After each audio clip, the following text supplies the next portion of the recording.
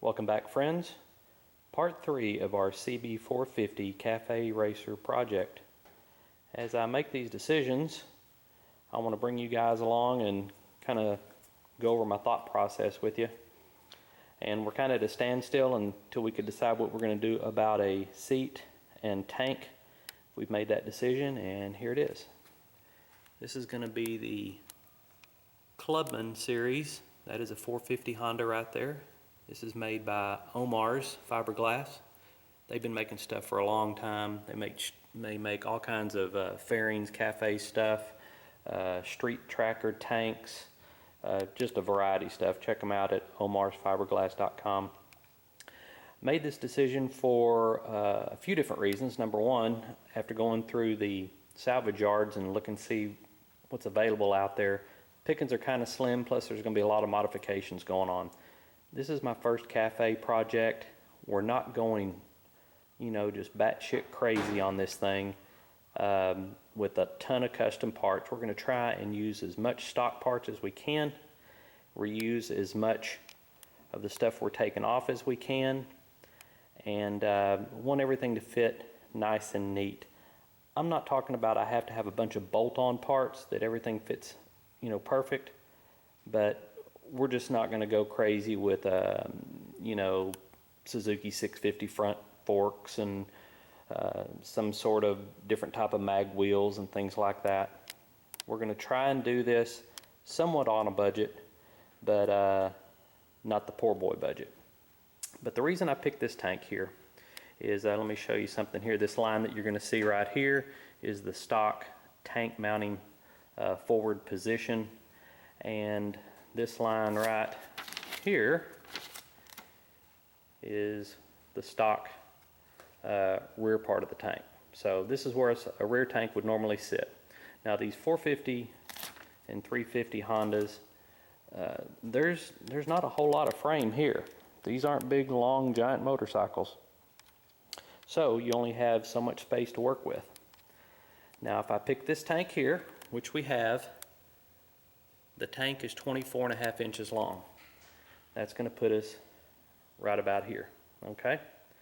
Then when you add on your tail section, which is about another 24 inches, 23 3/4 to be exact, that brings us back to here, and I've kind of mocked up where the tail is going to be, and you can see about where it's going to be over the rear tire, which is going to be right along this line here. Now this tank here was my second choice, and I really liked it. It's a Dunstall low-line design tank. It's really a classic cafe looking. These pictures here don't really do it justice, but this is from legendarymotorcycles.com. The problem with this particular tank is it's 28 inches long. 28 inches long puts us back here to this orange line, and you add another 24 inches for a tail section, and basically we are back here at the end of the rear tire, all the way back here. And I just thought for this particular bike it was just going to be too much. So we've got this one ordered. It'll be coming in probably shipped this week. I think their lead time's about 10 days. So when we get that in and I get it kind of sitting on here, I'll let you guys take a look at that too. Now the second thing is, like I mentioned, we're going to try and reuse as many parts as we can, not because we don't want to build anything, because we can, but because A, I like them, and B, I like reusing stuff. For instance, the side covers. I like the looks of using the 450, the CB side covers on the bike. We're going to take the emblem off and repaint it. We're going to put some sort of logo decal on there. Oh, there go the Harleys. We have a lot of Harleys going by on the weekends here out in the country. Something else we're going to reuse, this is going to be this is the standard battery box. For one reason, I don't want to build another one to do the exact same thing. Number two, it has already has the mounting for some of the electronics we're going to run. Number three, the bike came with a brand new in the box, haven't even put the acid in it battery yet. So we're going to use a standard battery configuration too. And this side cover will also help hide that somewhat. So that's the plan for that. I did do some modifications to it. You know, this the air boxes go on each side, and then there's kind of like a tubular tunnel that connects the two air boxes underneath here. I've already cut that off and ground that off, and so we won't be using that. The other thing is, I looked at fenders, and there's a lot of plastic fenders out there and things. None of them really caught my eye, and you know, some are $150, $175. So I was thinking, what if I took the stock fender, and we do have a little dinghy right here, I think we can get out. But if I can take the stock fender and cut it to where it's about, right about here and right about here, you know, I'll mess with it and see how I like it, and get it to where we have the stock curve on it. And then I found a guy that can roll this edge for me. We can strip it, paint it, and put it right back on here, thereby reusing this fender, costing us virtually no money. I'm kind of leaning towards that idea. The other thing is, we went to a motorcycle show yesterday, and we're hoping to see some cafes. We really didn't, but we did see a couple, and some of the older Nortons and things guys were kind of cafe, kind of not. These are just the standard bars I turned upside down just to kind of give it a cafe feel as we're moving it around, and something to hold on to while we're moving it. But there's 3 things you can do. Number one, you can put some clip-ons on. Okay, I think I'm gonna want a little higher position.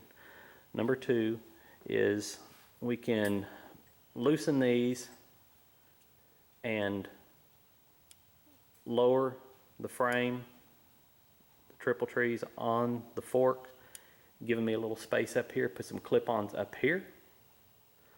Problem with that is that's going to change the angle of the head tube, and I don't know how that's going to affect the geometry of the bike. Still thinking about that. The third thing is put some Clubman bars on here. There's several varieties that we can use that look pretty cool, but I think one of the main things that will be an advantage is we'll be able to use the stock triple trees or the stock upper clamp here too, and this is mounted in rubber. So if we got the Clubman bars mounted on here and are mounted in rubber, it's going to give us a little more pleasant ride, you know, while we're riding the thing. So that's something to consider too. So we're kind of leaning toward the Clubmans, and we're going to reuse front fender, battery box, side cover, and one other item, which will be the standard headlight bucket. I looked at some other buckets, and you know, yeah, you can get a little smaller one or something, but basically they're all round. I just don't see any reason to spend any money on this. So we'll repaint this, put some new hardware on it, and get some pretty cool mounts, get rid of these, and you know, use what we got. I mean, the wiring harness is ready to wire it up. So I think we're just going to go that way as far as that goes. We're about to start detabbing the bike, but we're not going to go crazy until we get the tank and everything in there, because there's some stuff we can probably use. We'll use this brace here. I might have to grind this down where it's a little smoother. We're going to be cutting the bike, the frame, probably right about here. And no, we're not going to be using a cutting torch. We're going to be using our little handy dandy high-speed cutoff wheel, and our handheld bandsaw, and our reciprocal saw with a steel blade on it.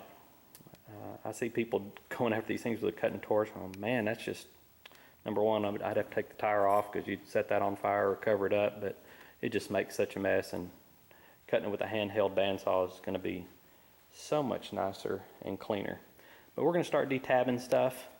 We won't need this, won't need this, won't need these for the seat. A couple other things. This fender mount, we'll be putting our own in there. We're not going to go crazy doing stuff like reinventing the wheel by cutting these off and then putting new mounts on for rear sets. There's already plenty of nice rear sets available for this bike. I think there's some on this one already, if I can see. Yep, standard mounting. So I just don't see any reason to do that. Like I said, this is our first cafe build, and we're not going to go crazy on stuff. But we're going to get rid of the tabs we don't need and try to clean it up just a little bit. The other decision I've made is paint versus powder coating. A couple reasons. Number one, powder coating's expensive. It's not crazy expensive, but it is an expense. But I think that painting will be plenty sufficient. I may even paint the damn thing myself. There's some aircraft paint that you can get in a can that is pretty hard and pretty scratch resistant, and I could do it myself. The other decision I've made is my bike will not be black, and I am trying to make sure that the frame's not black either. Number one, I think colored frames just look a lot better. There is an advantage to having a black frame though, and since this is our first build, once we get everything going back together, we might find that we might need to move a tab, say for a signal light or something. We might need to move it a 1/2 inch or something like that. Well, if your frame is black, it's not a problem. You just whack that thing off, re-weld it and hit it with a can of black spray paint, and nobody knows the difference. If your frame is a color, then everything has to be perfect when it goes back together. It's really hard to, go back and touch up a colored frame without somebody looking at it and going, yeah, he kind of boo-booed there, and that's not what we want to do. So, the one other decision I've made is really digging those Avon tires. I saw them on a cafe yesterday. I've seen them on several bikes. I really like them, and I think they're going to look really sweet on this bike. So we're going to use the Avon tires. I think, I forget what they're called. Roadmaster? Maybe not. But we're going to put Avon tires on here. Pretty much all of my alone time left in thought, whether I'm riding my bicycle for a couple hours or driving down the road or out for a little ride on my other CB450, is thinking about the decisions we're going to make on this bike. But those are the ones we've made so far, and as we get closer, I'll let you in on the new stuff. The next video you'll see, part 4, we will have the tank and seat here, and I hope you come back, check us out. If you like what you see, give us a thumbs up. Don't forget to subscribe, share the video, and we'll see you next time. You guys take care and be safe. See you down the road. Adios.